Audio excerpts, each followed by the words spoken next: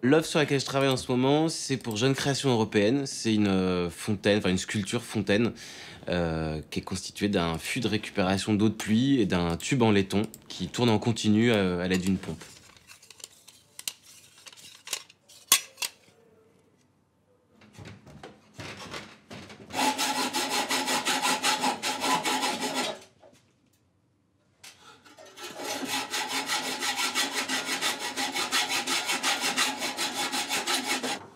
L'histoire de cet objet-là, il s'inscrit dans une recherche que je mène depuis 2 ans, qui tourne autour de la fontaine d'intérieur et de l'objet dans lequel de l'eau circule en continu et où l'idée, c'est vraiment de mettre en avant justement ce cycle de l'eau, sa sonorité, son mouvement, à travers aussi l'emploi d'objets issus de l'imaginaire collectif lié à l'eau. Donc là, on a un tube métallique qui est vraiment ce qui véhicule l'eau dans l'habitat. On a un fût de récupération d'eau de pluie donc qui retient l'eau dans le jardin. Et je m'amuse, le tout posé sur un socle en carrelage, qui est une allusion à la salle de bain. Enfin voilà, donc je joue avec ces codes-là dans l'idée voilà, de créer une sculpture qui vraiment évoque le monde de l'eau.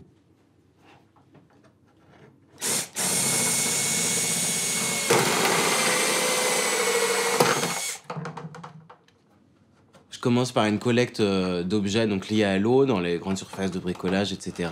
Ensuite, il y a un travail vraiment d'assemblage, de dialogue entre ces objets, voir comment les choses peuvent communiquer entre elles, comment je peux aussi insérer le mécanisme de la circulation de l'eau.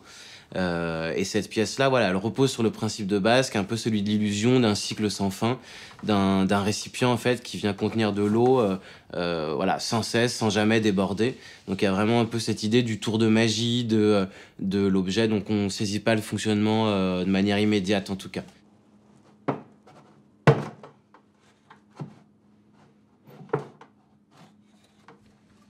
Ce qui m'intéresse aussi, voilà, avec la fontaine, c'est que c'est un objet. On a souvent l'habitude d'une petite parcelle de nature domestiquée, une petite cascade, voilà, avec des petits rochers, etc.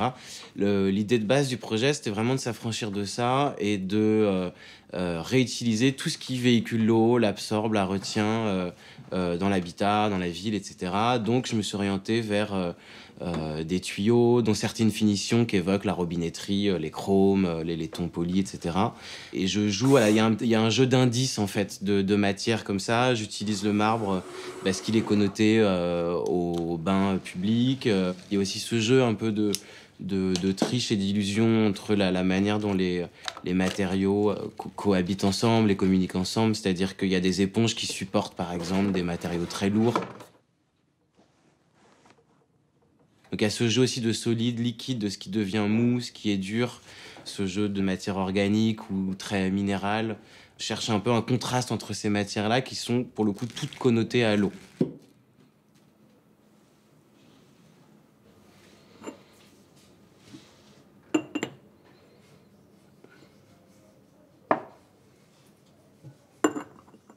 Ce qui m'intéresse, moi, de manière générale, dans les projets, c'est de travailler à partir justement d'un terrain historique, culturel, mythologique, de s'en emparer, d'aller un peu piocher dedans, faire des petits mélanges.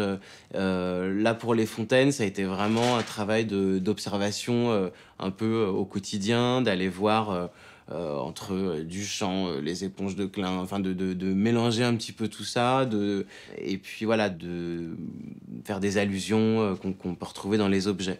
Après, ce qui m'intéressait vraiment dans La Fontaine, c'était l'idée de la contemplation et de l'objet a priori inutile, dont la seule fonction justement est contemplative.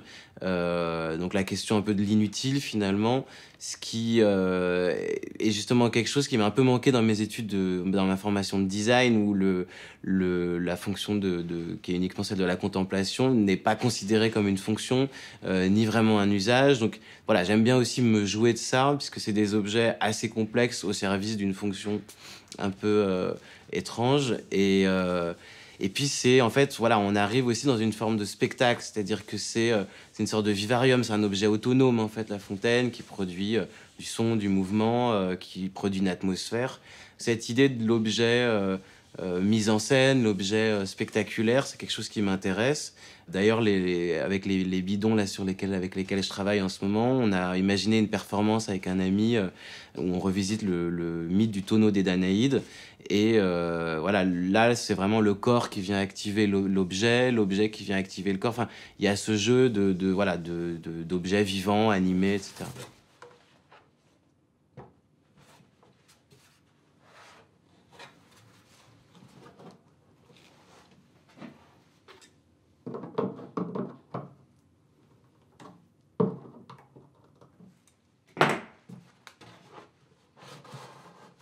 J'ai été en résidence là ces dernières années à la Manufacture de Sèvres, avec laquelle j'ai beaucoup travaillé pour développer une famille de fontaines en porcelaine de Sèvres, enfin qui combine différents matériaux mais dont de la porcelaine. Et puis plus récemment, pour le Salon de Montrouge, j'ai développé une famille de 3 fontaines, qui sont donc celles avec les socles en mousse de filtration industrielle, où là j'ai essayé d'aller vers autre chose que l'objet décoratif au sens classique du terme, dans le sens où la séduction des couleurs, des matières est moins évidente aussi, d'être dans un rapport de confrontation aussi vraiment entre l'eau qui est ce fluide naturel, vital, etc. et des matériaux hyper artificiels, des plastiques, des finitions de métalliques industrielles.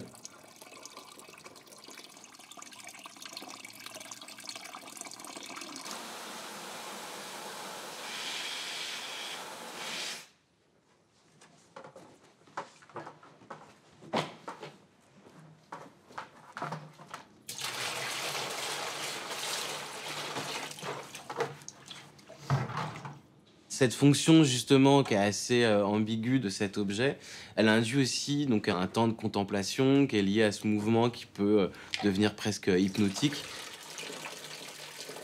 Cette fonction, elle est assez légère aussi, donc j'essaie de la traiter avec un certain humour, de détourner des matériaux de leur emploi initial, de jouer sur les connotations aussi, même corporelles, de certains objets industriels. Voilà, il y a vraiment l'idée aussi de créer un moment un peu particulier où finalement ce circuit continu, ce cycle de l'eau comme ça un peu, voilà, crée un moment et fait sentir aussi voilà, la présence du temps qui s'écoule à travers l'eau qui s'écoule.